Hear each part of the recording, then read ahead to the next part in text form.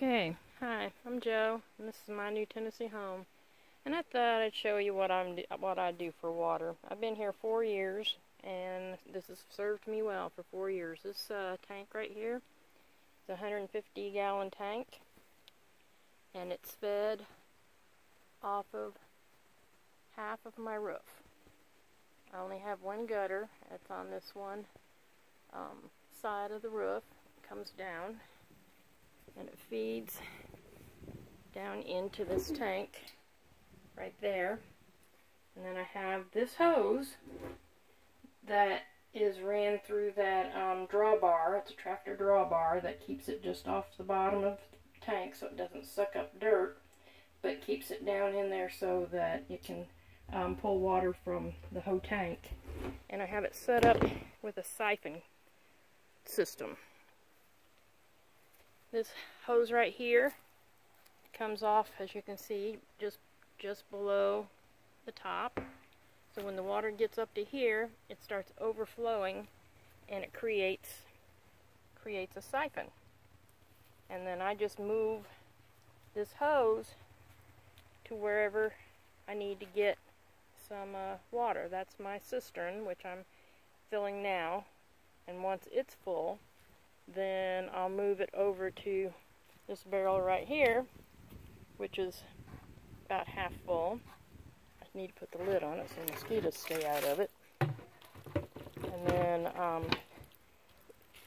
also have this water here. This is a 55-gallon. I think it's about a 30-gallon, maybe 25-30 gallon. And no, this might be a 60-gallon. I don't know. Anyway, and then I've got this one right here. That's a 65-gallon, and I've got a spigot on the end of it that I can hook a hose onto. And then I've got two IBC totes over here, and they're low enough that when my catch tank, it's kind of a flush tank, when my catch tank gets full, it's high enough above the level of this that I can put the hose up and in and fill this one up and that one. That one's currently full. And because it does freeze down here in the wintertime, it doesn't stay cold, but it will, you know, get below freezing for a day or two. I put this Reflectex around these IBCs and put a tarp over the top. It has twofold. It keeps it kind of insulated, keeps it from freezing solid. And secondly is it keeps algae from growing in there. So that's 275, 275, 350, 150, 55 or 60, 65, 25 or 30, and I'm going to show you the rest of my catch. Okay, and for my chickens, I have a little short piece of gutter on the side of theirs. I don't have a downspout, it just runs down and runs off into the bucket because this is just for watering the chickens. But I fill up this barrel, which is about a 25-gallon, and that's about the same size, both of them. And I've got the lid off of it because it was raining today. And as you can see, it's not full. I have those mosquito dunks that I put in anything that I'm going to use in the garden or that I'm not using for drinking water. So that's chicken water. And then, show you the rest of this. Okay, back here I don't have a gutter. This is a porch I put on, but I do catch water back here. It's kind of a overflow and backup. Like that fills up with water. I got a bucket under there. I've got this on top of it to keep the mosquitoes from laying in there, but it's porous enough that the water will flow through it. So I've got water I catch there and there. Now come winter, I'll have to pretty much dump those out so they don't bust.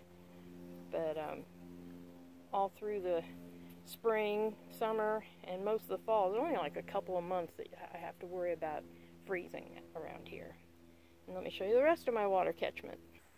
Yeah, here's I got 200 foot of hose, and this hose goes up and goes into the IBC tote in the top, and I use a siphon action for that as well. That's why it's hung up here, because that's higher than the tank, so it keeps it from running the water out. When it leaks, it doesn't close off all the way.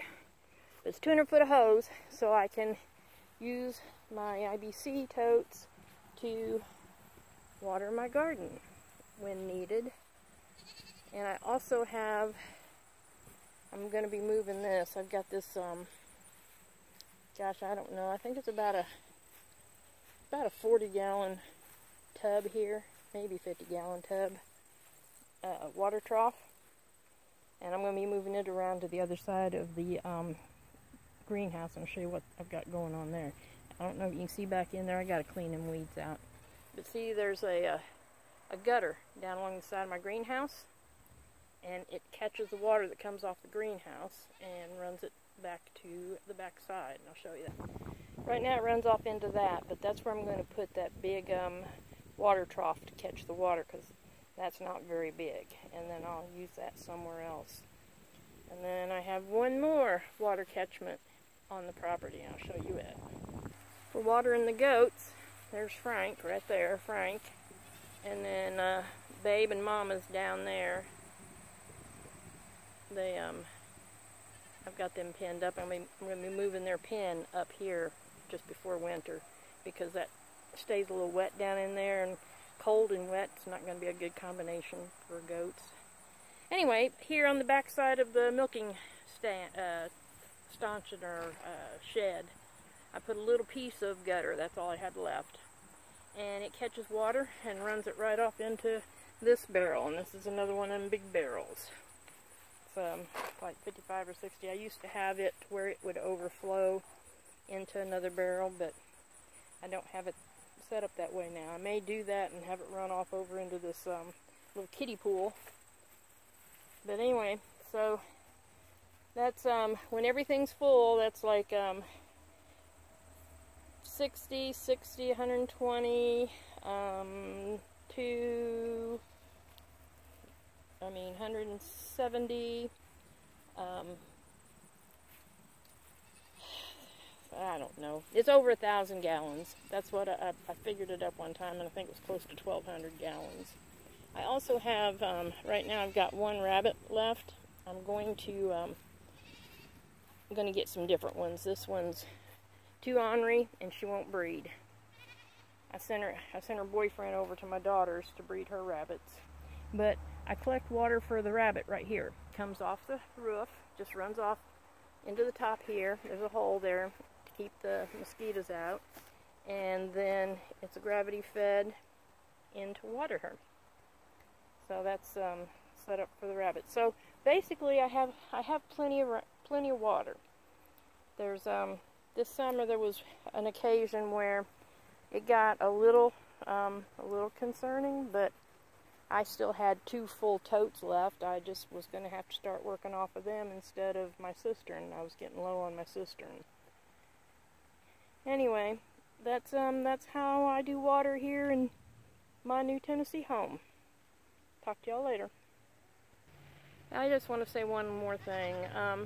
My water collection system, it's not ideal. I mean, if I had a lot of funds, I'd do it differently.